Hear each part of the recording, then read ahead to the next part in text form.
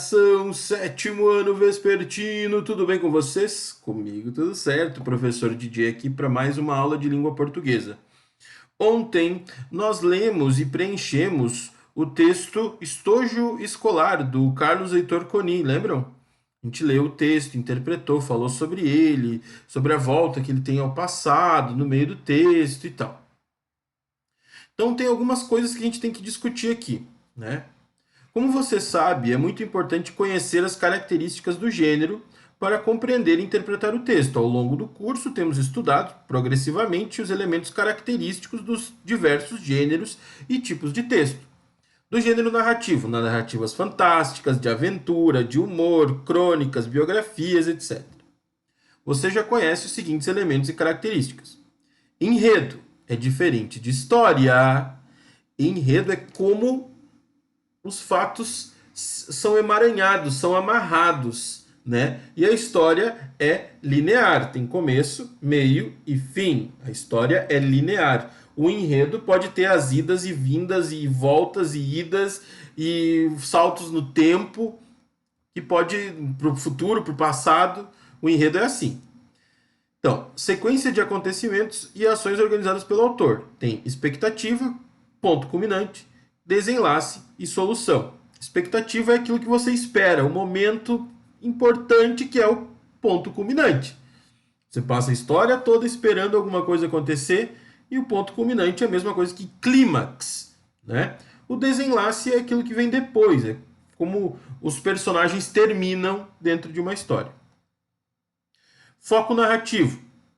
Narrador é diferente de autor. Autor é aquele que escreve a história, narrador é aquele que conta. Pode ser um narrador inventado, não precisa ser um narrador real. Pode ser um narrador em primeira pessoa ou um narrador em terceira pessoa. O narrador em primeira pessoa é o narrador personagem. O narrador em terceira pessoa é aquele que analisa a história de fora. Ele pode ser, esse narrador em terceira pessoa, onisciente ou limitado. O narrador onisciente é aquele que sabe tudo do personagem, inclusive o que ele está pensando. Conhece os movimentos futuros dele e todos os movimentos passados. O narrador em terceira pessoa limitado é aquele que não tem conhecimento disso. Ele apenas narra o que acontece na frente dele. É um narrador objetivo. Ele vê o que acontece e narra para o leitor. O tempo. O tempo ele pode ser de ordenação temporal linear ou não linear. Linear tem começo, meio e fim.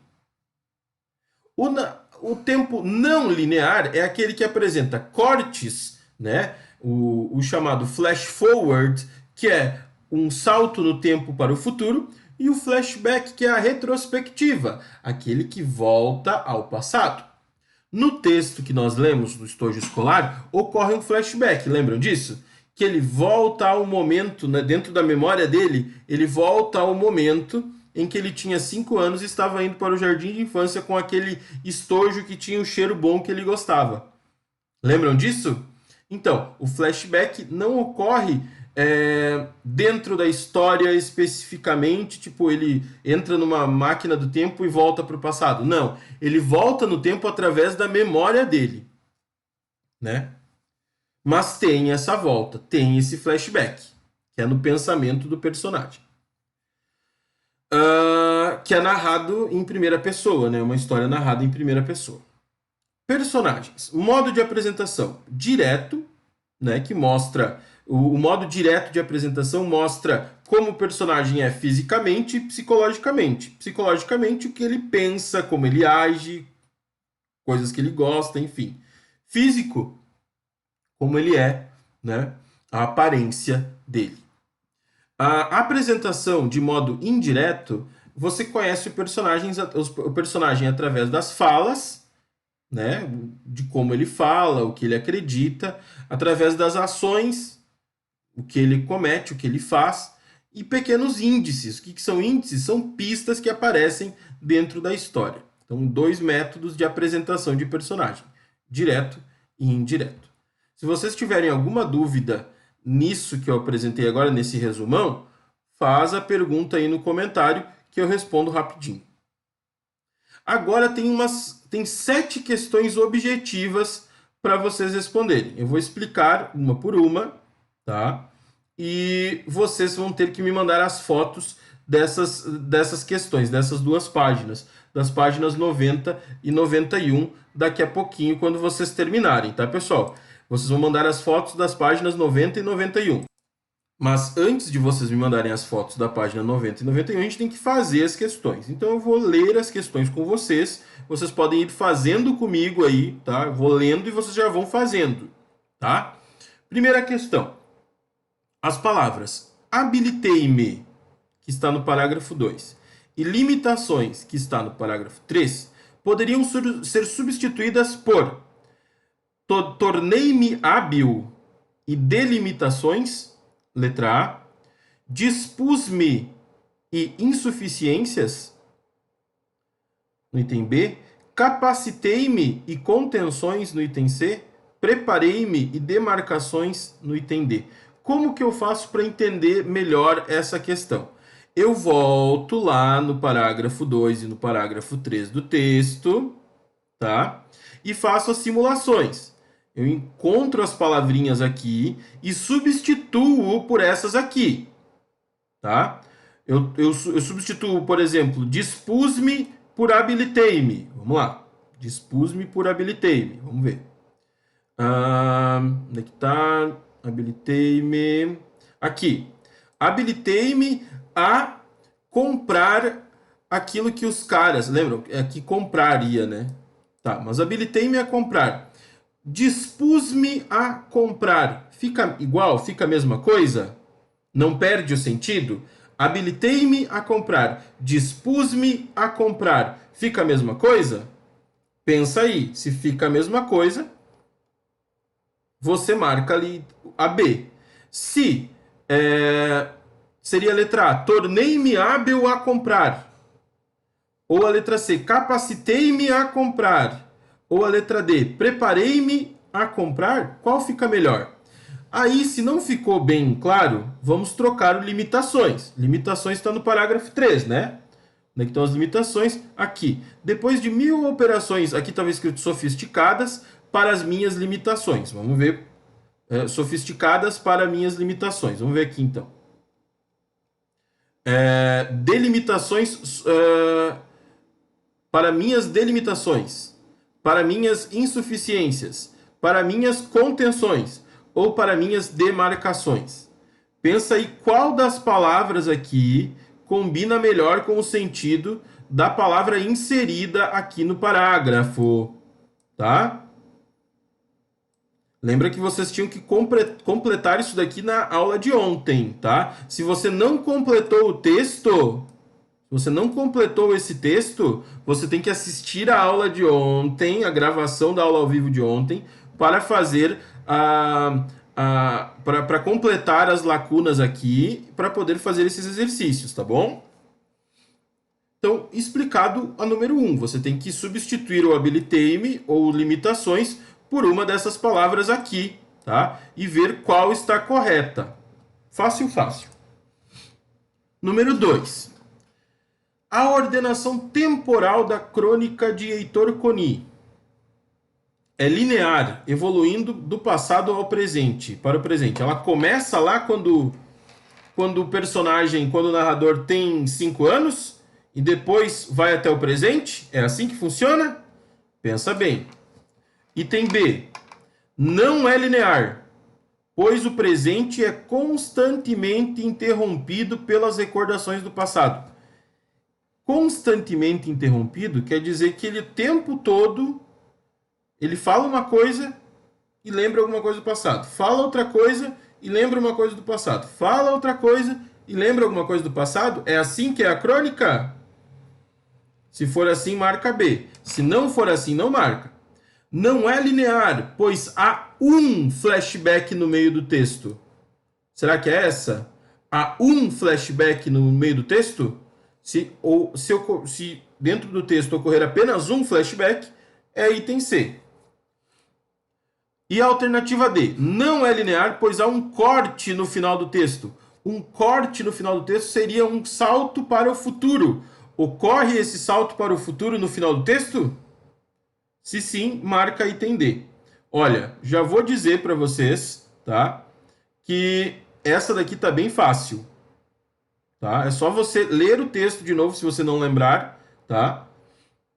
E analisa aí. Mas que não é o item A, eu já vou dar de presente para vocês. Não é o item A, porque não é linear essa narrativa, essa crônica, tá?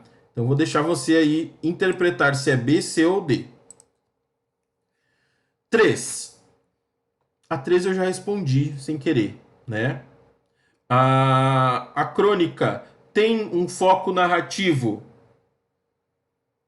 em primeira pessoa, personagem narradora, primeira pessoa onisciente, primeira pessoa objetiva ou desculpa, terceira pessoa objetiva ou terceira pessoa onisciente. Eu já tinha falado para vocês que era primeira pessoa. E se é primeira pessoa, é um personagem narrador, tá? Então, é letra A. A terceira eu já tinha dado de presente para vocês. A questão 4.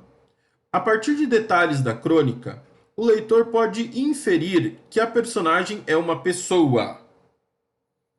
Idosa, ele fala a idade em algum momento, que é uma pessoa idosa. Lembrem que uma pessoa idosa é aquela pessoa que tem mais de 60 anos, 60 anos ou mais. Em algum momento ele fala isso? Pensa aí. Jovem, mas antiquada, que não se adapta ao mundo moderno. Em algum momento menciona-se que ele é jovem? É uma pessoa adulta e consumista, sempre influenciada pelas propagandas de televisão. É sempre influenciada pelas propagandas de televisão ou foi a primeira vez que isso aconteceu? Hein? Pensa aí. Volta no texto, volta no início do texto, quando ele diz que compra o notebook. Que ele compra sempre coisas da internet, enfim, de coisas que vêm propagandas na televisão? Ou ele é uma pessoa adulta e saudosa de seus tempos de infância? Que ele sempre volta, ele sempre lembra alguma coisinha do passado. Pelo menos acho que essa daqui tá bem fácil, a número 4 também. Aí tem a questão 5, 6 e 7 na outra página, né? Na página 92. Certo? Na página 92, a primeira questão é assim: o leitor pode inferir também que a personagem da crônica, inferir quer dizer pode entender que, né? É um engenheiro ou um grande industrial que tem dificuldade em manusear computadores e ler manuais de instrução? É isso que está dizendo lá no texto? É alguém que tem uma profissão que obriga a viajar frequentemente? É um escritor que só escreve em papel, mas resolveu comprar um computador? Procura lembrar o que está escrito lá no texto. Se não lembra, volta. É uma pessoa culta, mas sem grandes habilidades para trabalhar com computadores e para realizar atividades manuais. Qual dessas 4 alternativas combina melhor com o narrador do texto estojo escolar? Tá? Marca aí, por favor. A número 6 é: assinale o trecho que não contém ironia. Não contém ironia. A. Eu receberia um notebook capaz de me ajudar a fabricar um navio, uma usina nuclear, uma estação espacial. Obviamente que esse trecho tem ironia, sim. Tem ironia, sim. Outro trecho. Com avareza, só cheirava em momentos especiais. Isso era quando ele era criança, né? Ele abria o estojo e cheirava dentro do estojo somente em momentos especiais. Isso é ironia ou é verdade? Pensa lá, volta no texto e pensa. Quando ele diz assim, ó, recebi um embrulho complicado que necessitava um manual de instruções para ser aberto. Já viu isso? Um manual de instrução para abrir alguma coisa? Será que existe? É ironia ou verdade? D. Tem um PC mastodôntico, contemporâneo das cavernas da informática. Isso é ironia ou é verdade? Existe a palavra... Existe um computador das cavernas? Pensa aí. em qual que é qual que não tem ironia, qual trecho não tem ironia. Pensa aí. 7. Com esta crônica, Heitor Coni pretende dizer que, vou começar de baixo dessa vez, a propaganda feita nos meios de comunicação incentiva o consumismo e engana os espectadores. Ele diz em algum momento que foi enganado? Pensa aí, volta lá no texto se você não lembra. Os instrumentos eletrônicos de alta tecnologia seriam bons se não tivessem mau cheiro. O que mais deixa ele irritado é o mau cheiro do eletrônico? Será que é isso? B. Os computadores são menos eficientes que os meios tradicionais de escritura e leitura. Em algum momento ele diz que o computador não é eficiente?